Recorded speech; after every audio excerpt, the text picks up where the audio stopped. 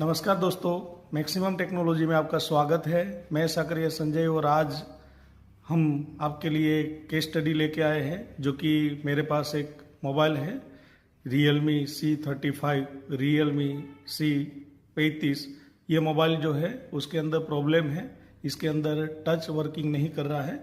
आप देख सकते हैं, देखिए इसके जो प्रॉब्लम है, इसके अंदर मोबाइल वैसे तो पूरा ऑन है लेकिन टच बिल्कुल वर्क नहीं कर रहा है।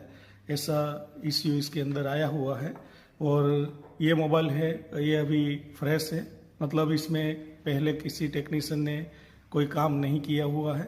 मेरे पास आया था और डायरेक्ट मैंने ही ओपन किया था, तो यहाँ कोई टेक्नीशियन ने इसमें काम नहीं किया हुआ है। ये Realme C35 जो मॉडल है, इस मोबाइल के अंदर जो चिपसेट है वो हमारा स्पेक्ट्रम CPU है, SPD। तो ये आजकल जो नए मोबाइल में SPD सीरीज आई है, एक नया चिपसेट है जिसमें SPD प्रोसेसर है, यूनिसॉक नाम करके नए नाम से नई सीरीज आई है। तो इस मोबाइल के अंदर जो टच वर्क नहीं कर रहा है, तो किस तरह से इसको हमें डायग्नोस करना है, इस वीडियो के जरिए, इस केस स्टडी के जरिए हम समझने वाले हैं। यहाँ अभी की जनरेशन में जो टच पैड है, वो टच पैड एक अलग कनेक्टर ना होके इसके अंदर मेन हमारा जो LCD कनेक्टर होता है उसके साथ ही उसको इनबिल्ट किया गया होता है, जो रियल में अभी मार्केट में कॉम्बो आने लगे हैं। तो हमें हमारा जो LCD कनेक्टर है, उस LCD कनेक्टर पे हमें पहले तो जो टच वर्क नहीं कर रहा है उस टच पैड का हमें जो लाइन होती है, मोबाइल के अंदर जनरली टच पैड होता है या I2C प्रोटोकॉल से इस्तेमाल किया जाता है या SPI प्रोटोकॉल से इसका इस्तेमाल किया जाता है। तो यहाँ जो प्रोटोकॉल इस्तेमाल किया हुआ है अभी की जनरेशन, जो SPI प्रोटोकॉल है, तो यहाँ हमें SPI प्रोटोकॉल की जो बेसिक रिक्वायरमेंट होती है उसको चेक करते हुए यहाँ कूल टेस्ट, ज़रूर पड़े तो हॉट टेस्ट, उससे भी ज़रूर पड़े तो DSO टेस्टिंग तक की टेस्टिंग करते हुए हमें टच पैड को समझना होता है कि प्रॉब्लम कहाँ है। टच पैड में कोई प्रॉब्लम है या हमारे मदरबोर्ड में उसकी जो बेसिक रिक्वायरमेंट है उसकी लाइनों में कोई प्रॉब्लम है या फिर कोई प्रोटोकॉल का प्रॉब्लम है, तो ये सारा चीज़ें टेस्टिंग करना होता है। इसमें सबसे पहला जो टेस्टिंग होता है ये हमारा कूल टेस्ट होता है। इस मोबाइल के अंदर एक बार हम इसके अंदर देखते हैं कि हमारे LCD कनेक्टर जो है उसमें जितनी भी पिन है उसमें से टच पैड की कितनी पिन है और कौन सा प्रोटोकॉल इस्तेमाल किया गया है। तो चलिए हम एक बार इसके अंदर ये हमारे बोर्नियो जो है उससे हम देख लेते हैं। बोर्नियो के हार्डवेयर सॉल्यूशन में देखते हैं पहले कि इसके अंदर टच पैड का कोई लाइन दिया गया है कि नहीं, जबकि इस मोबाइल का अभी स्कीमेटिक तो मार्केट में अवेलेबल नहीं है, लेकिन बीट में या फिर इसके अंदर बोर्नियो के हार्डवेयर सॉल्यूशन में हमें कुछ क्लू मिल जाएगा। तो चलिए हम एक बार उसका हार्डवेयर सॉल्यूशन या बोर्नियो में देख लेते हैं कि किस तरह से है, उसके बाद हमें उसका टेस्टिंग स्टार्ट करते हैं। तो चलिए हम एक बार ये देख लेते हैं। तो देखिए अभी हमने बोर्नियो में देखा था कि इसका जो LCD कनेक्टर है, उसी LCD कनेक्टर में इसमें SPI प्रोटोकॉल का इस्तेमाल हुआ है। करीब करीब उसमें 7 लाइन का इस्तेमाल होता है, जिसमें अभी हमने देखा इसका VDD सप्लाई 1.8 वोल्टेज की पिन है। उसके बाद इसे एक रीसेट पिन, INT, मिसो मोसी और CS पिन था। तो एक बार इसके अंदर हम पहले इसकी बॉडी से इसके बोर्ड को पहले अलग कर लेते हैं और उसके बाद इसके अंदर हम देखते हैं।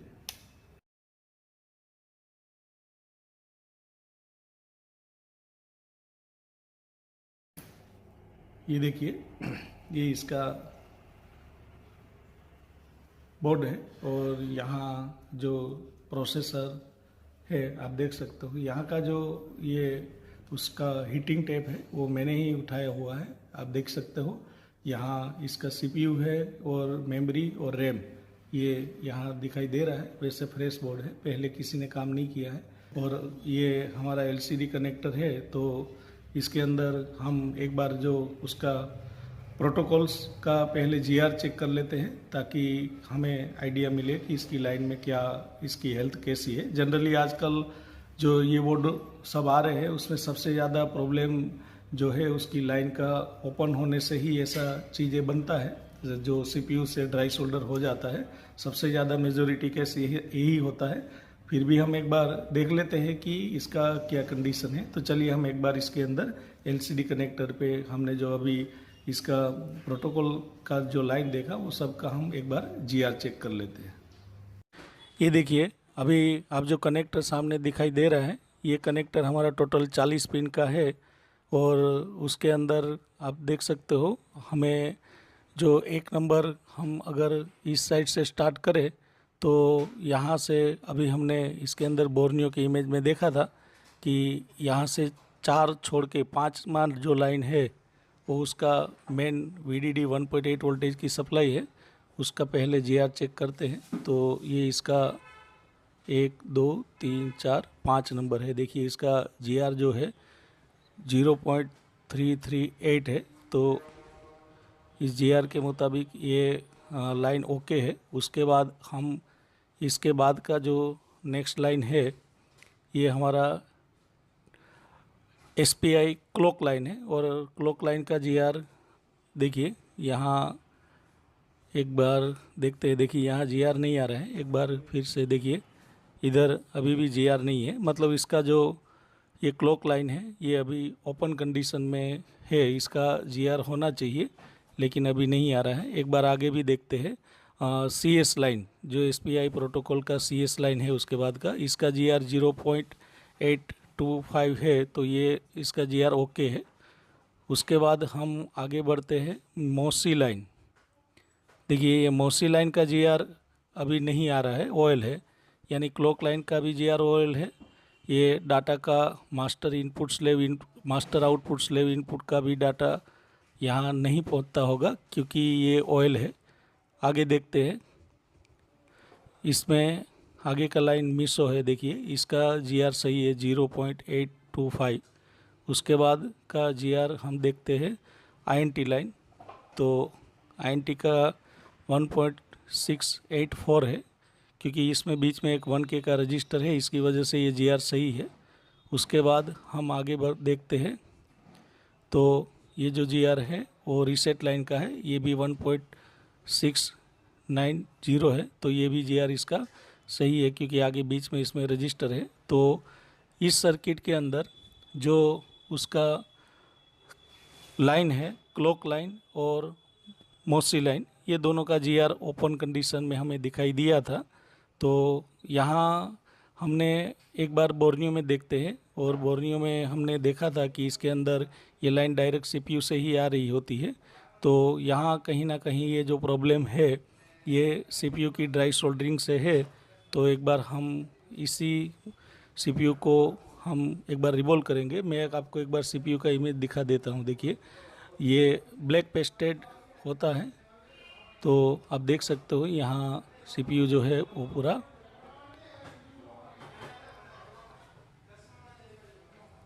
ब्लैक पेस्टेड है। ये इसका CPU इसका नंबर है। तो चलिए हम एक बार इसका CPU है वो रिवॉल्व करते हैं और देखते हैं आगे।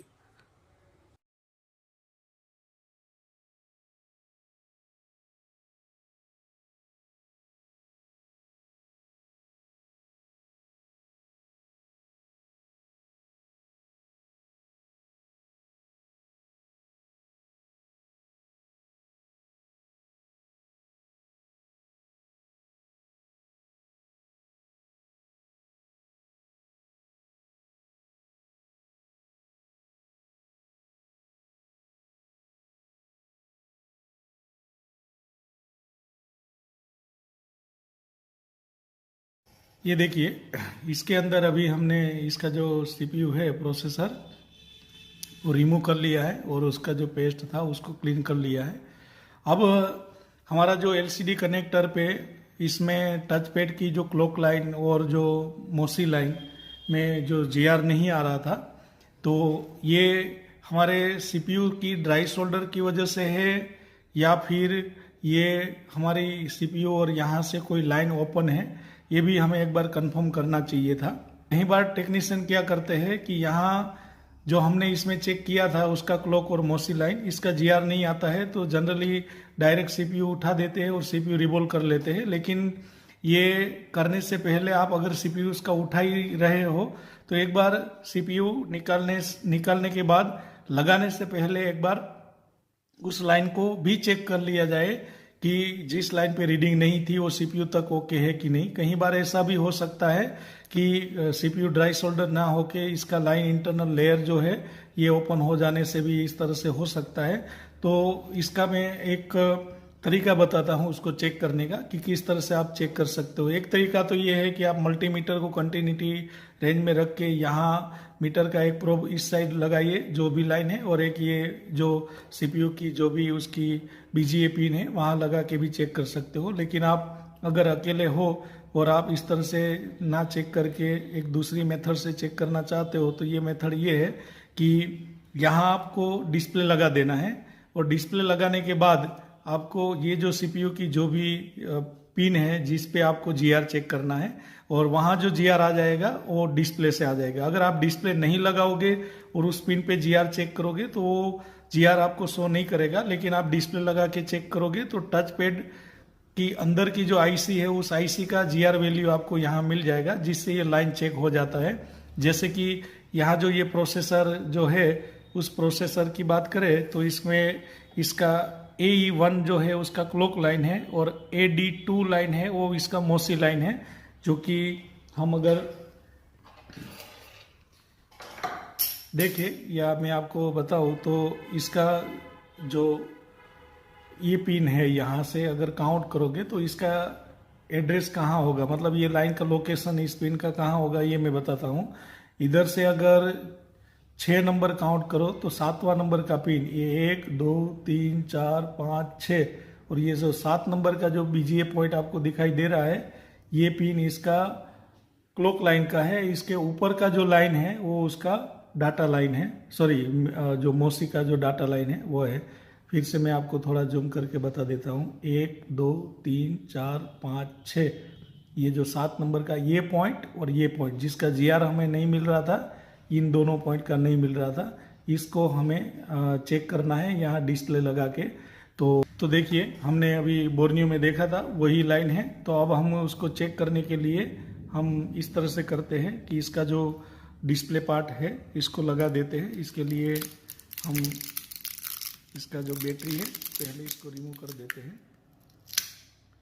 उसके बाद इसमें इसका डिस्प्ले कनेक्टर जो है ये वाला उसको पहले यहाँ फिक्स कर देते हैं। देखिए ये मैंने डिस्प्ले कनेक्टर लगा दिया है, ये आप देख सकते हो।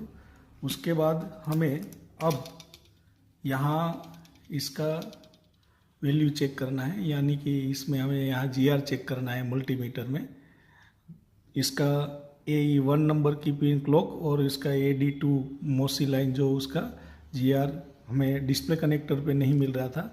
अब हमें उल्टा चेक कर रहे हैं, मतलब डिस्प्ले से यहाँ जीआर लेंगे। अगर वो जीआर ओके होगा तो हम डायरेक्ट अब सीपीयू लगा देंगे। तो चलिए हम एक बार LCD यहाँ हम जीआर चेक कर लेते हैं हमारे डिस्प्ले का यहाँ आ रहा है कि नहीं। देखिए ये चेक करने के लिए सबसे पहले हमें मल्टीमीटर को ऑन करना है। देखिए मल्टीमीटर को हमने डायोड मोड में ऑन कर लिया है। अब हम इस प्रोसेसर का जो हमारा लाइन था क्लॉक लाइन और मोसी लाइन उसका जीआर चेक करते हैं। इसके लिए नीचे से 1 नंबर स्टार्ट करते हैं और काउंट करते हैं। ये 1 नंबर है, ये 2 नंबर, ये 3 नंबर, फिर ये 4 नंबर, फिर ये 5 नंबर, फिर ये 6 नंबर और ये 7 नंबर। ये इसका क्लॉक लाइन है। देखिए यहाँ का जीआर 0.6156 आ रहा है।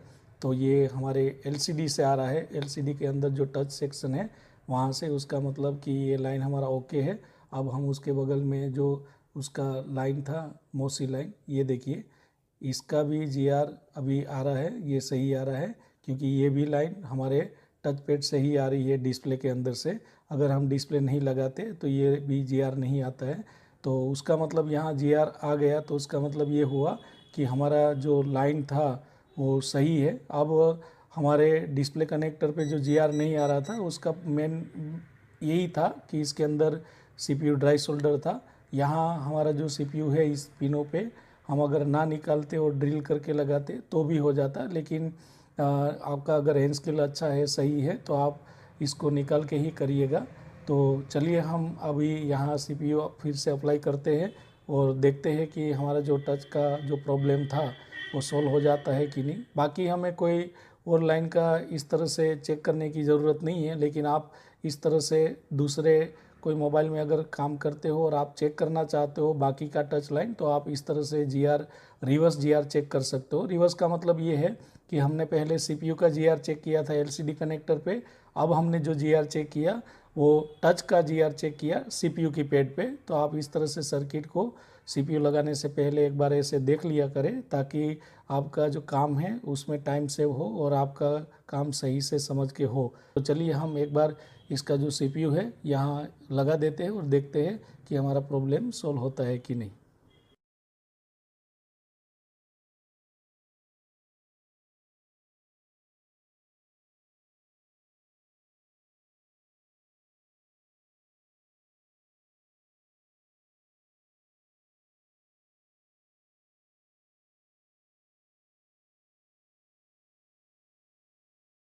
दोस्तों, अभी हमने इसका CPU रिवॉल्व कर दिया है और लगा दिया है। अब हम एक बार इसके अंदर उसका GR चेक करते हैं। जो पहले हमारा क्लॉक लाइन और मोसी लाइन का GR नहीं था, तो एक बार चेक कर लेते हैं। तो उसके लिए हम यहाँ से 1 नंबर स्टार्ट करते, 1 नंबर, 2 नंबर, 3 नंबर, 4 छोड़ के 5 में उसका VDD था जो पहले उसका GR था। अभी एक बार देख लेते, देखिए इसका तो GR ओके है।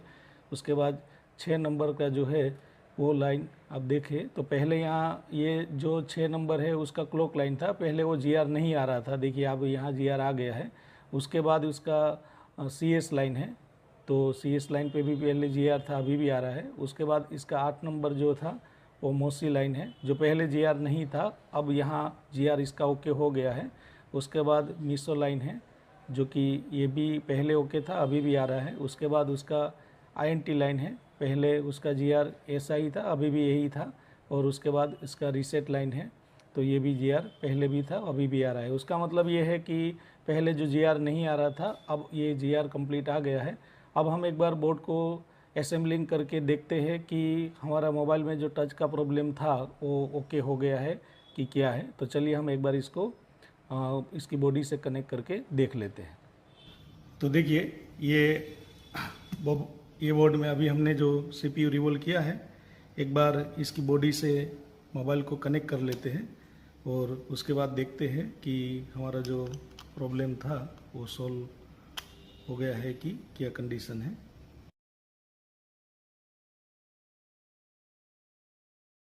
ये देखिए ऑन हो चुका है। ये देखिए अभी जो पहले टच वर्क नहीं कर रहा था, ये अभी वर्क करने लगा है। देखिए, तो इस तरह से जो प्रॉब्लम था इस मोबाइल के अंदर, ये SPD प्रोसेसर है और उसके अंदर हमारा टच पैड वर्क नहीं कर रहा था और इस टच पैड में SPI प्रोटोकॉल था और उसमें क्लॉक एंड इसका डाटा जो मोसी लाइन था वो ओपन था, जो कि हमने पूरा इसके अंदर चेक किया है। और इसका CPU से इसका दिक्कत था, तो हमने इसका CPU रिवॉल्व किया है और ऐसे प्रॉब्लम को सोल्व कर सकते हो। तो चलिए बस इस वीडियो में इतना ही, मिलते हैं हमारे कोई नेक्स्ट वीडियो में। तब तक के लिए थैंक यू, धन्यवाद, जय हिंद, वंदे मातरम।